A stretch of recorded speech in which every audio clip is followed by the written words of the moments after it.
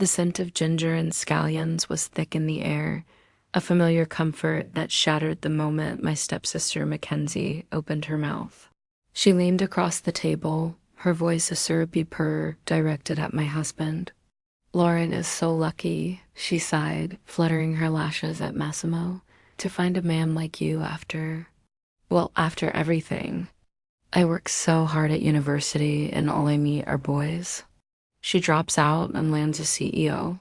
Massimo didn't look up from the fish head he was deftly carving. He just set his knife down with a quiet, precise click.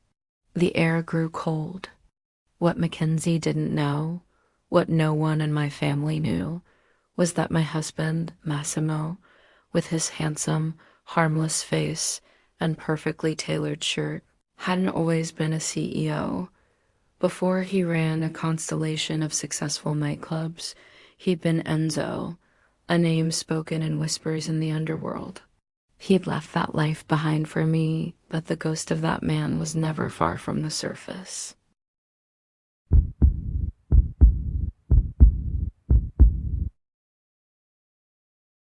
Mackenzie, emboldened by the silence, reached over with her own fork to pluck a morsel for him.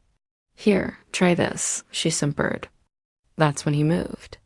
His hand shot out, not towards her, but to the kitchen knife beside his plate. He drove the point deep into the wooden cutting board with a crack that made everyone jump. Slowly, deliberately, he rolled up his sleeve, revealing the intricate, dark ink of floral tattoos that coiled around muscle and sinew. His arm was thicker than my thigh. He finally looked at her, his voice a low, frigid calm. "What would you like for dinner tonight, Carissima?"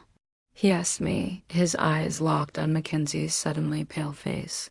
"Should we get rid of this nuisance?" The room froze. I hurried to intervene, my heart hammering against my ribs.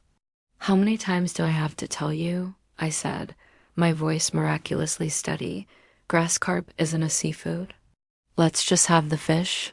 The tension broke, but the message was sent. Mackenzie spent the rest of the meal in a stunned silence, her flirtatious energy replaced by a nervous, calculating fear. She had seen the beast beneath the suit. No one knew his past. They saw Massimo's wealth, his sharp good looks, the two quiet, hulking men, Jurgen and the other, who stood by the door like patient statues, and who he passed off as overzealous personal assistants. They saw the lavish gifts he'd brought for this first meeting with my family. They didn't see Enzo.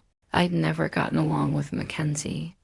Our blended family was a tapestry of resentment, woven from my father's swift marriage to her mother after my own mother died.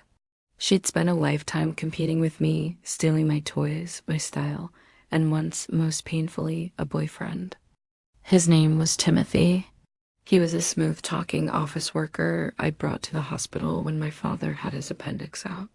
By the time my father was discharged, Mackenzie, in a floral dress and fake tears, had seduced him right under my nose. She'd even had the gall to tell me, "I'm sorry, Lauren." He said he fell in love with me at first sight. "You should really learn how to keep a man." My father's only response was a stern, "If you can't keep him, don't blame your sister." The irony was that Timothy had dumped her within a month. She'd only wanted him because he was mine. After the disastrous dinner, Massimo and I retreated to the villa he'd bought for us.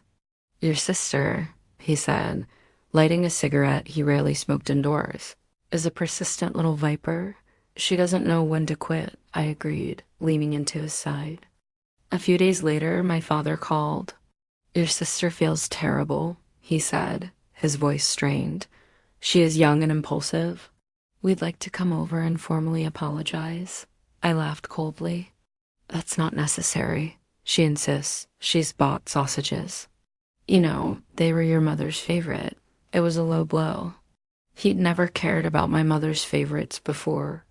He wheedled my address out of me, and within the hour, Mackenzie was at my door, dressed not for an apology, but for a seduction.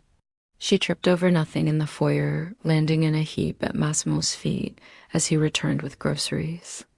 "I think I sprained my ankle," she gasped, looking up at him pleadingly. Honey, can you help me up? I rolled my eyes and went to help her, but she pulled against me, a stubborn dead weight. Massimo ignored her entirely, walking straight to the kitchen and tying on an apron with a cartoon cat on it. I'll handle dinner, he said flatly. Undeterred, Mackenzie followed him. Your husband cooks? She trilled. Lauren, you shouldn't make him do that. A man like him in the kitchen? It's a woman's work. I saw Massimo's jaw tighten.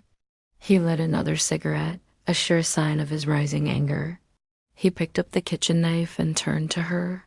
In this house, he said, his voice dangerously soft, my wife handles the outside world. I handle the inside. I like taking care of her. Do you have a problem with that? Mackenzie stammered a denial. I quickly stepped in, handing him a vegetable. The carp again? I told you it's not seafood. I pinched his waist. Remember, you're a respectable CEO now, I whispered. He reluctantly put the knife down, but the look in his eyes promised this wasn't over. Later, I caught Mackenzie on our balcony, whispering into her phone. Don't worry, Mom. There was just a small misunderstanding. There's no man I can't handle. They live in a huge villa. Her husband is just eccentric. Rich people are like that. Lauren isn't even that attractive. She must have tricked him. Just wait. I stole her boyfriends before. I'll steal her husband too. The hatred was a cold stone in my stomach. She wasn't interested in him. She was interested in his money. At dinner, her tactics changed. She became sweet, servile, pouring wine, and complimenting his cooking. Then she played her ace. You still love such spicy food, Lauren, she said innocently. I remember you hated it before. Seems like Timothy loved it, and you changed so much for him. You were so insisting on marrying only him. She looked at Massimo with wide, faux-concerned eyes. Oh, did I say something wrong? He even asked for her contact last month, brother-in-law. Seems he's still obsessed. It was a venomous, perfect lie designed to sow doubt. Massimo's smile vanished. He set down his knife. Oh? He said a single, terrifyingly quiet word. You started to eat spicy for an ex. I was about to explode, but Massimo stood up. At 6'2", he seemed to fill the room. He walked around the table until he loomed over Mackenzie. Do you know what I used to do, Mackenzie? He asked, his voice a low rumble. She shrank back. You're in business? He laughed, a cold, sharp sound. He rolled up his sleeve, the tattoos fully visible. I was in a different line of work. I specialized in dealing with people who spread poisonous gossip. Usually, we preferred to break legs and throw them into the sea. He leaned closer. Besides, however many exes Lauren has, it's because she is exceptional. It's not like you, who has to steal them. She chose me. It's the blessing I earned in my lifetime. You will leave, now. If you dare come near her again, I won't hesitate to revert to my old ways. As if on cue, our cat, Sweet Pea, streaked into the room and hissed at Mackenzie, back arched. Mackenzie yelped and tried to shoo her away. In a flash, Massimo's hand shot out, not to hit her, but to grip her wrist. He didn't twist hard, but the threat was implicit. He marched her to the front door, picked up the sausages she'd brought, and threw her in them out into the night. He slammed the door. That night, he held me close. Now, he murmured, his lips against my hair. You have to explain this, Timothy, who couldn't let you go. His touch was gentle but possessive. I told him everything. He listened, then simply said, if you don't want her to bother you again, I can have a word with my guys. No, I said, curling into him. She's not worth it. The next day, disaster struck. Sweet Pea was missing. We turned the house upside down. Massimo, his face a thundercloud, called a dozen of his associates. Big men with bats and grim expressions showed up. Thinking it was a fight, only to be told the mission was to find a missing cat. After an hour of futile searching, I had a terrible thought. You don't think Mackenzie took her? Massimo's eyes narrowed into slits. That viper? Absolutely. He stormed out to drive to my father's house. Minutes after he left, my phone rang. An unknown number. "Oh, sister, it's me," Mackenzie's voice oozed. "I saw your cat run away yesterday. I tried to catch her for you, but the nasty thing scratched me. I got so mad I kicked her and she ran off. My blood ran cold. Where is she?" I hissed. "She's with me." "Come and get her." She sent an address and hung up. I called Massimo, but his phone went straight to voicemail. He'd left it behind in his rage. Another text came from Mackenzie. "Hurry up, or I'll throw the naughty thing off the balcony." I grabbed a jacket and took a taxi. The address was in a familiar neighborhood. When I knocked, the door was opened not by Mackenzie, but by Timothy. "Lauren," he said, feigning surprise. "What a coincidence. Come in." I stood my ground. "Where's my cat?" "She's here." He let me inside. Sweet Pea was in a carrier by the sofa. I grabbed it, but he blocked my way. "I regret what happened," he said, grabbing my wrist. "I've never forgotten you. Let's get back together. Are you insane?" "I'm married." I tried to shove past him, but he was stronger. Sweet Pea yowled from her carrier. "Mackenzie told me everything," he sneered. "You lost the cat on purpose to have an excuse to see me. Your thug husband isn't enough for you." He lunged at me. I screamed, "Help!" The front door exploded inward, splintering off its hinges. Massimo stood there, a vision of cold fury. Mackenzie was peeking from behind him, a look of triumph on her face that quickly melted into shock as she took in the scene. "Sister," she cried, "what are you doing at your ex's house? We heard your screams. How could you do this to your husband?" Massimo didn't even look at her. His eyes were on Timothy, who had frozen in terror. Massimo walked in, took my hand, and pulled me behind him. Then he turned his gaze on Timothy. "Which part of my wife did you touch?" he asked, his voice deceptively calm. He didn't wait for an answer.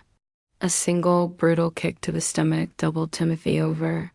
Massimo stepped on his hand, grinding his fingers into the floor. "If you're this weak, you shouldn't mess with women." Timothy, bruised and sobbing, called the police. Massimo just smirked. His men arrived moments later. "Handle it," he told them, cleanly. "We are civilized people." He put his jacket around my shoulders and led me out. Mackenzie was sputtering, being held back by one of the men. "You hit a woman." She shrieked at Massimo after he'd slapped her for her lies. "I don't hit women," he said without looking back. "You are not a woman." In the car, he checked me over. "1 second late," he whispered, his voice thick with remorse. "I'm sorry." "You saved me," I said, clinging to him. Later, we learned Mackenzie was expelled from her university after anonymous videos of her harassing classmates and seducing professors for roles surfaced online. Timothy faced charges for attempted assault. My father called, screaming about what we had done to his precious daughter. I put the phone on airplane mode. A few days later, Massimo was reading on the sofa, Sweet Pea purring on his lap. I was making steak, my new sleeve tattoo visible elegant black lace that mirrored his own. He looked up and smiled. "You didn't have to do that, you know." "I know," I said, kissing the top of his head. "But I'm the wife of a CEO. I have to look the part." I paused. "The civilized part." He pulled me onto his lap, making Sweet Pea grumble. "For you," he said, "I will be the most civilized man in the world," and I knew he meant it. The ghost of Enzo would always be there, but he was my ghost, and he'd chosen a new life with me. If this story stirred your heart, don't forget to like, subscribe, and hit the bell so you never miss a dose of love dopamine. I'll keep bringing you more tales of passion, heartbreak, and redemption crafted for the ones who still believe in love. And if you stayed until the very end, thank you. You're the kind of soul who believes in love, even when it hurts. Love harder, dream deeper. Until the next heartbeat.